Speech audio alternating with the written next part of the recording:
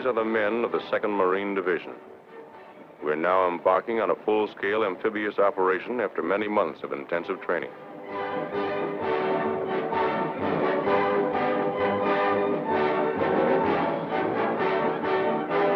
The transports are combat-loaded. The ships of the Navy and Coast Guard form our convoy. Squadrons of carrier planes cover us in the sky. Several days from our destination, a destroyer brings us sealed orders.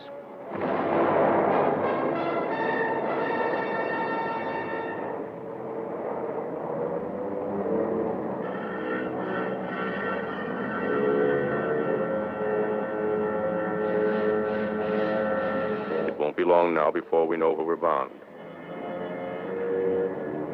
The relief map of our objective is broken out.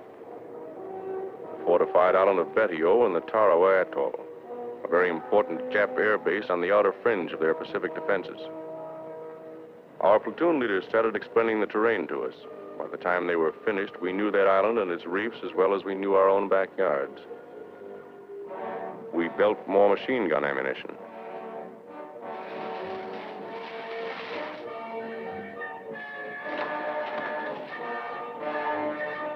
Check and test fire all weapons.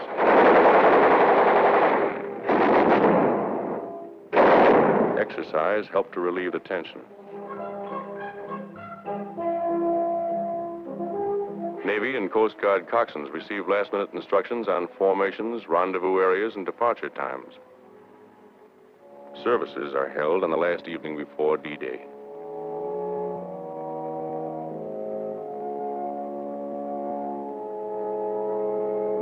We liked listening to Father Kelly.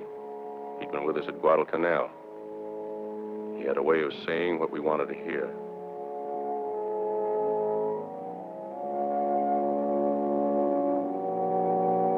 Many of these men were killed the following morning.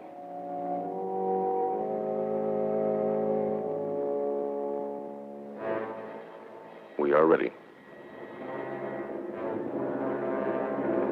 D-Day. This is the day we attack. Long before daylight, we're over the side into amphibian tractors and landing boats.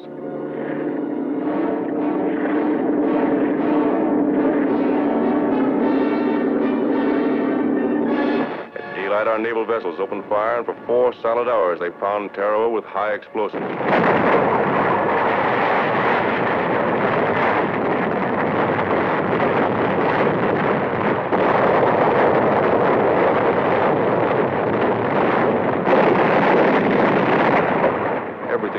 Clockwork. When the ship stopped firing, the Navy planes would take over. Bombing. Strafing. We were a team working together. Then, again according to plan, the planes withdraw and the ship's batteries open up again.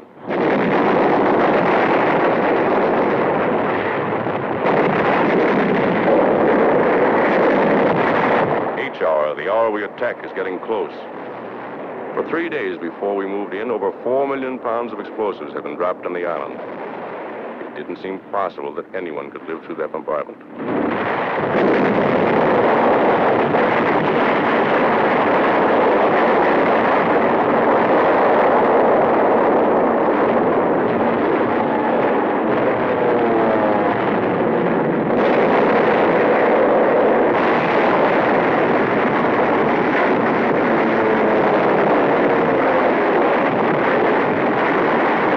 From this Jap hulk, machine guns constantly strafed our assault waves.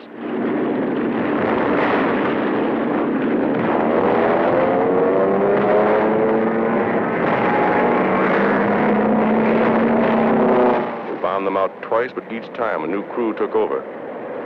One of our planes scores a direct hit. As we approach the island, we have the feeling that the show is just about over. There doesn't seem to be any organized resistance. However, we're taking no chances. Suddenly, we're met by heavy machine gun and mortar fire.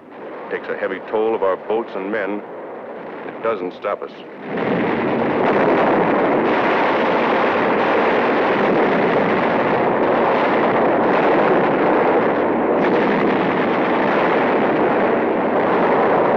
We fight our way onto the beach.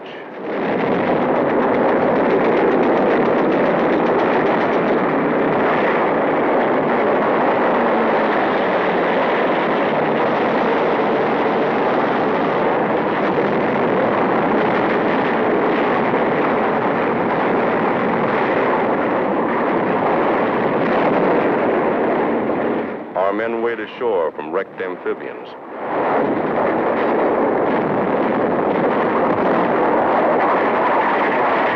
A long pier extending across the fringing reef gives protection to a lot of our boys on the way in. We have a pretty good toehold on the beach, but Jap fire pins us down for hours.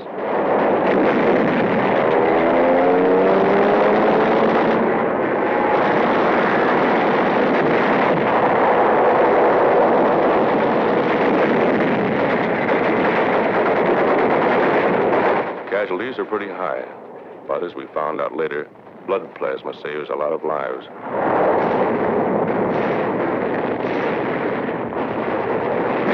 When reinforcements arrive, we start moving up.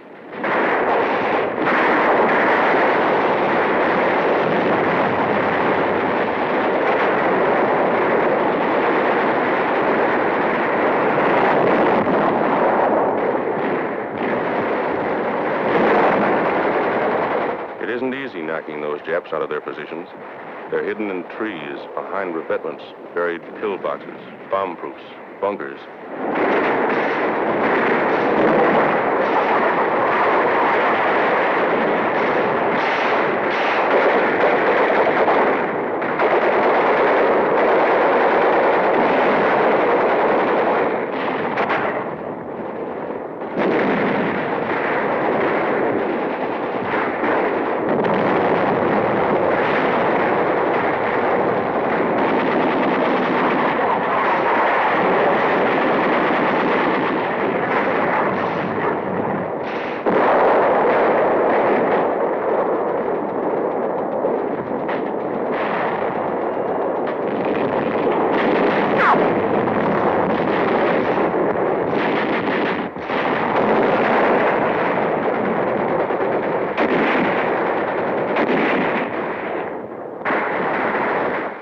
Hand grenades. We use all the firepower we have to blast them out. Our rifle fire is deadly. So are the flamethrowers and the mortars.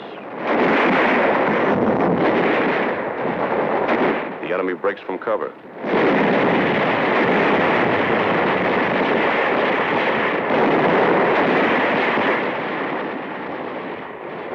It's tough getting them out of places like this. We can never be sure where their snipers are placed. We take it slow, easy.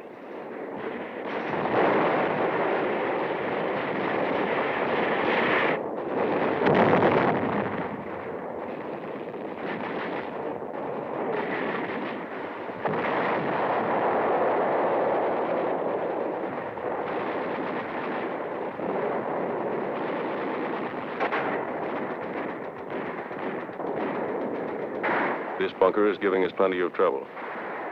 We have orders to clean it out.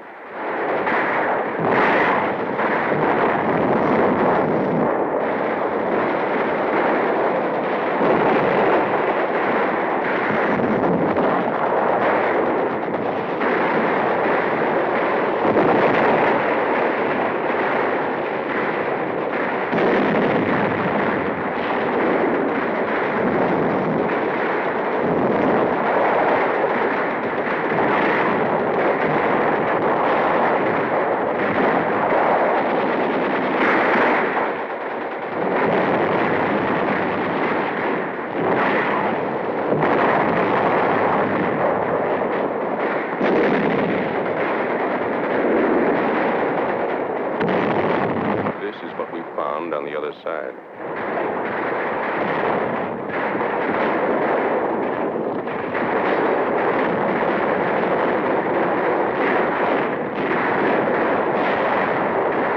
They're savage fighters. Their lives mean nothing to them.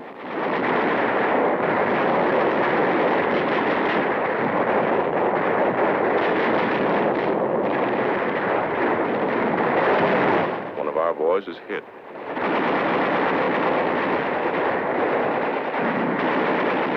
At night, the Japs would swim out to our wrecked amphibians and set up machine guns.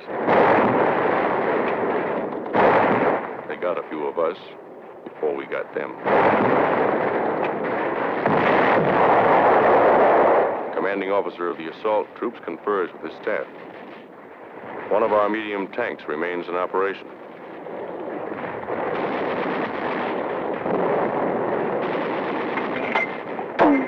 Although at the end of the second day, D+1, we breathe a little easier, mortar squads continue to hammer enemy points of resistance.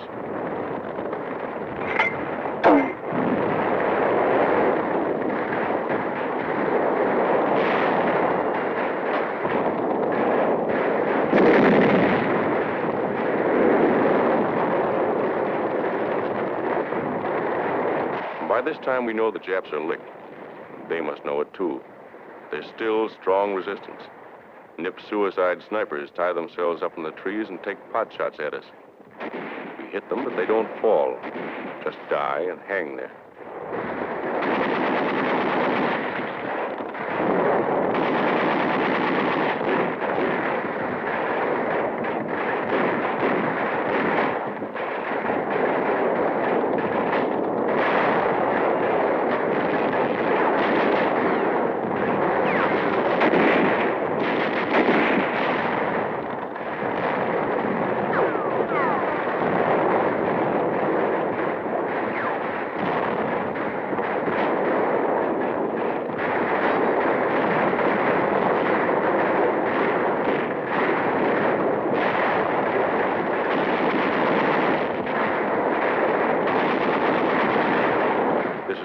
Of a Jap Red Cross truck they'd loaded with ammunition.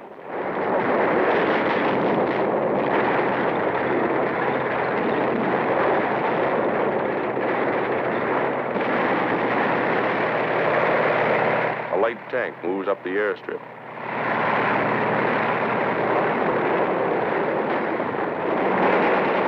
One of our boys is wounded during the attack on the airfield. Another Marine goes out after him in a Jeep under heavy machine gun fire.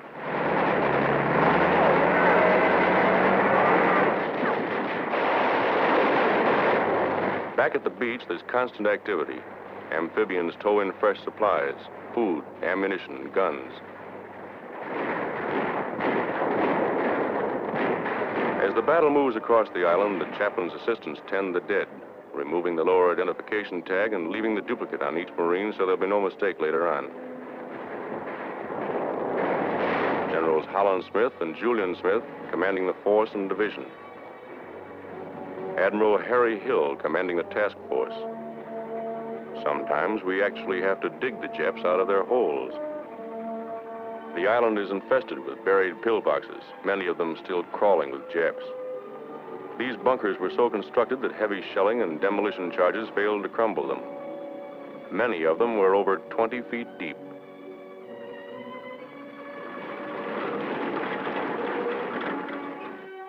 Our first prisoners.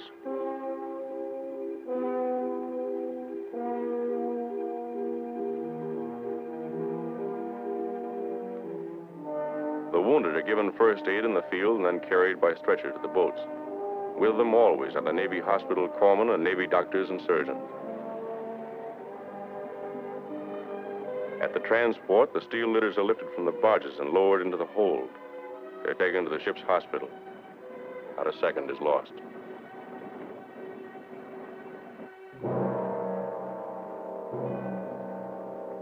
These are Marine dead. This is the price we have to pay for a war we didn't want. And before it's over, there'll be more dead on other battlefields.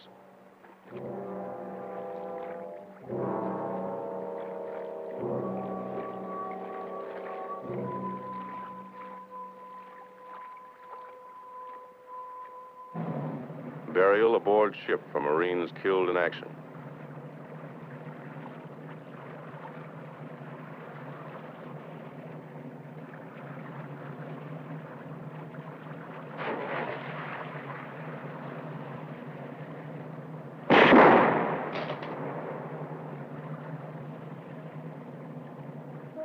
Just to make sure they're not concealing weapons, the prisoners are lined up and their clothes cut away.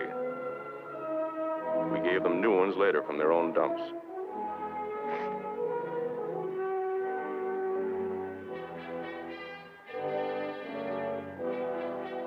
The rest of the island's defending force is dead. None escaped.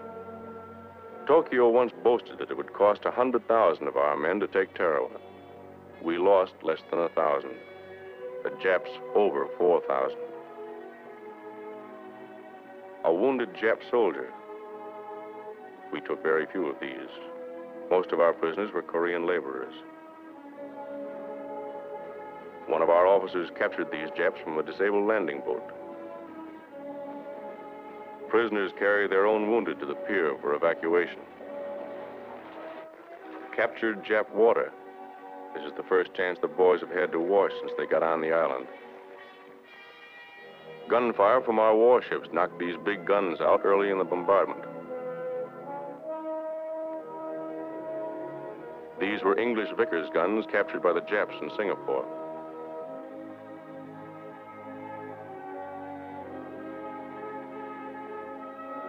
One of their many light tanks. This was the Jap command post, built of reinforced concrete several feet thick.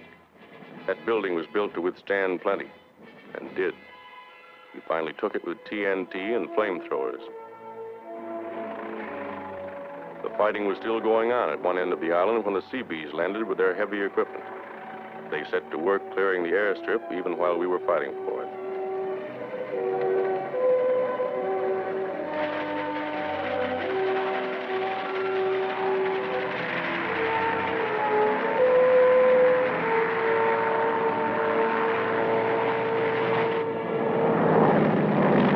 The first plane landed just 24 hours after the Seabees had started to work.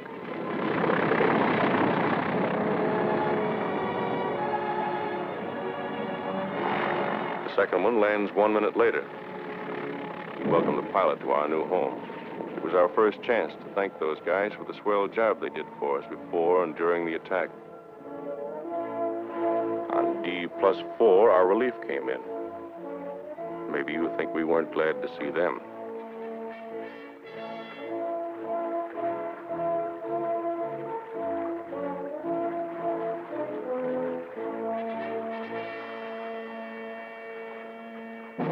I guess all of us knew from the first, no matter how tough the going was, that we'd take the island.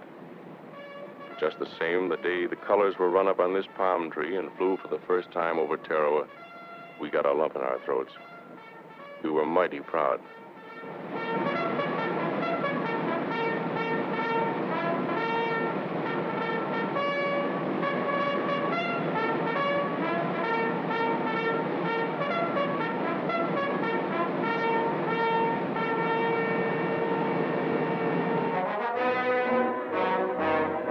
These are the Marines who took Tarawa.